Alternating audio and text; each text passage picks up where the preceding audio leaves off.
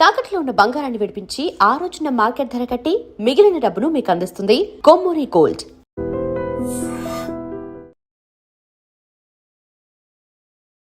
ఇంతకుముందుతో పోల్చుకుంటే ఏమైందంటే, ఇంతకుముందు కమెడియన్స్ అంటే ఖచ్చితంగా క్యారెక్టర్స్ వచ్చి వాళ్ళే చేసేవాళ్ళు. ఇప్పుడు ప్రతి ఒక్కరూ తమ తమ పాత్రలో క్యారెక్టరైజేషన్లోనే ఒక కామెడీ మిక్స్ చేస్తున్నారు డైరెక్టర్లు. అవును, దానివల్ల ప్రతి ఒక్కరూ కామెడీని పండిస్తున్నారు. అవును. సో ఇది ఎలా అనిపిస్తుంది? టఫ్గా అనిపిస్తుంది, అరే అమ్మ కాంపిటీషన్ పెరిగినట్టు అనిపించేది, లేకపోతే అంటే పంచెస్ మీకు ఉంటాయి, ఎదుటి వాళ్ళకు కూడా ఉంటున్నాయి. అవును. సో ఈ ఈ ఈ వేరియేషన్ కానీ డిఫరెన్స్ కానీ మీకు అనిపించిందా? ఇంకోటి ఏంటంటే అందరూ ఫన్ చేయడం కూడా హ్యాపీ అయ్యేది. ఇంకోటి ఏంటంటే టైమింగ్ మ్యాచ్ అవుద్ది. మనకి ఇంత ముందుతో పోలిస్తే ఇప్పుడు హీరోలు ఎక్కువ కామెడీ చేస్తున్నారు కదా. అవును, ఇంత ముందుతో పోలిస్తే ఇప్పుడు హీరోలు కామెడీ చేస్తే మన ఆడియన్స్ ఇంకా ఎక్కువ ఎంజాయ్ చేస్తారు. నాకు తెలిసి ఇప్పుడు చిరంజీవి గారు ఉన్నారు, మందు తాగే సీన్లు పిచ్చెక్కిపోతారు జనాలు. అవన్నీ వేరు కదా. రీసెంట్గా మనశంకర్ వరప్రసాద్లో మామూలుగా మీకు జై చిరంజీవి చూసి ఏం చేసినా ఆ రేంజ్లో ఉంటాయి కదా. హీరోలు కామెడీ చేసినా కూడా మహేష్ బాబు గారు కానీ వీళ్ళందరూ కూడా ఇంకా అందరూ కామెడీ చేస్తే ఆ సింక్ అవుద్ది అంతే. ఈ కామెడియన్స్కి తగ్గిపోద్దా అనే ఫీల్ పక్కన పెడితే సినిమా అయితే చూడడానికి చాలా బాగుంది. థియేటర్ అంతా ఊగిపోతుంటుంది. థియేటర్ ఊగిపోతుంది. ఎందుకంటే మనకి నచ్చిన హీరో ఫైట్లు ఎలాగో చేస్తాడు, రొమాన్స్ చేస్తాడు, ఎన్ని చేస్తాడు. మనకు ఎక్కువ జనాలు ఓన్ చేసుకుంటారు కదా, నేనే హీరో అని ఓన్ చేసుకుంటారు కదా. కామెడీకి ఎక్కువ ఓన్ చేసుకుంటారు. ఎందుకంటే మనకు ఉదయం లేసి ఫైట్లు చేయం, అవును, డ్యాన్సులు చేయం, రొమాన్స్లు చేసినా పబ్లిక్లో చేయరు. ఆ కామెడీయే కదా. మనకి నచ్చిన హీరో చేస్తే ఇంకా హ్యాపీగా ఆ డైలాగులు బయటికి వెళ్ళి యూజ్ చేస్తుంటారు. కామెడీకి ఎక్కువ ప్రిఫరెన్స్ ఉంటుంది. ఇంకా అందరూ చేస్తే ఇంకా సింక్లో ఉన్నట్టే. ఏంటంటే మామూలుగా మీ పర్ఫార్మెన్స్ ఏంటంటే ఎలా ఉంటుందంటే చాలా న్యాచురల్గా బిహేవ్ చేస్తున్నట్టుగా ఉంటుంది, ఏదో యాక్ట్ చేస్తున్నట్టుగా అనిపించదు. మీకు ఎక్కువ నాకు తెలిసి ఇలాంటి కాంప్లిమెంట్స్ అవును, అవును. అంటే మీ రిసీవింగ్ అంటే మీకు ఏం చెప్తుంటారు మామూలుగా? మీకు ఫస్ట్ క్రిటిక్ ఎవరు? అంటే పలానా సినిమాలో బాగా చేసావు, ఇలా చేస్తే బాగుండు అని ఇంట్లో ఇస్తుంటారు ఏమన్నా మీకు సజెషన్స్? 100% ఎక్కువ తిట్టేది డ్యాన్సులకి. ఓకే, యాక్టింగ్ ఎప్పుడేం తిట్టలేదు కానీ డ్యాన్స్ ఇది ఎవరే ఊళ్ళు కదులుచురా, డ్యాన్స్ చేయరా, ఏందిరా వెనకలేసి ఇట్టి అంటుంటావు, ఆ క్రికెట్లో వెనకిట్టి అన్నట్టు డ్యాన్స్ చేయి ఆ టైప్లో అరుస్తుంటారు. నేను అప్పుడప్పుడు టీవీ ప్రోగ్రామ్కి ఎప్పుడో ఒకసారి ఏదో గెస్ట్కి వెళ్తుంటాం, ఈవెంట్స్ కానీ దానికన్నా. మళ్ళీ అక్కడికి వెళ్ళి డ్యాన్స్లు ఏమంటారు, మనకు రాదు. డ్యాన్స్లో మాత్రం కంప్లైంట్ ఉంది.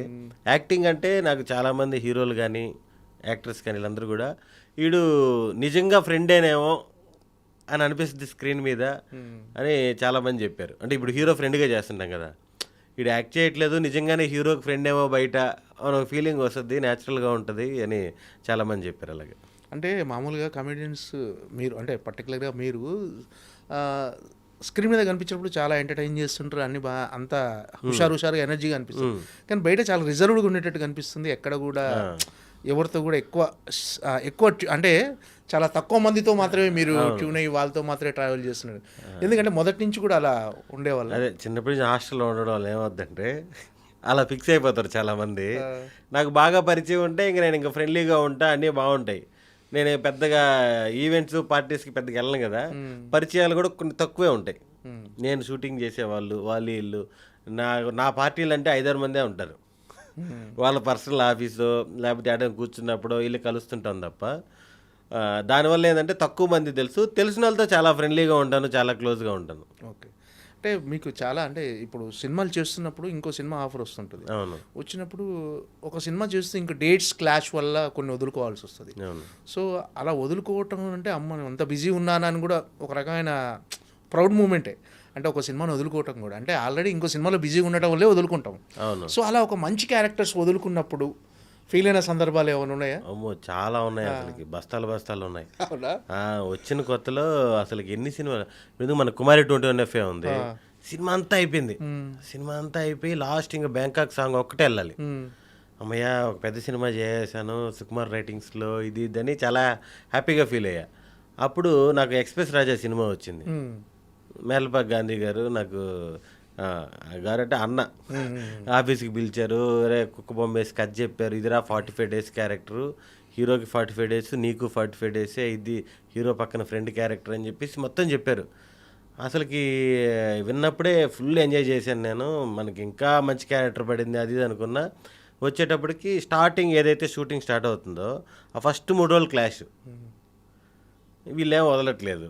అక్కడేమో ఖచ్చితంగా మార్కెట్ సెట్ వేసేసాము, షూటింగ్ చేయాలి అని ప్రభాస్ అన్న ఇదే వాళ్ళు చేశారు. కానీ ఆ మంచి క్యారెక్టర్ ఇక్కడ చూస్తే దగ్గరికి వచ్చినాక ఇల్లు చేయలేదు, అది ఎవరిదో పాస్పోర్ట్ ప్రాబ్లం వచ్చిందని. అటు ఇటు చేసి ఆ షూటింగ్ ఆ సినిమా పోయింది. అలాగ అఖిల్ పోయింది. భలే భలే మగాడిలో ఏదో చిన్న క్యారెక్టర్, ఒక 5-6 డేస్ క్యారెక్టర్. అలాగ ఒక పెద్ద లిస్ట్ ఉంది. ఒక సినిమా కమిట్ అయిపోతాం, ఇది కమిట్ అయిపోగానే వస్తుంది. చేసిన 150 సినిమాలు వదులుకుని 150 వెళ్తే మొత్తం 300 సినిమాలు. ఎందుకు చాలా సినిమాలు దగ్గరికి వచ్చిపోతూ ఉంటాయి.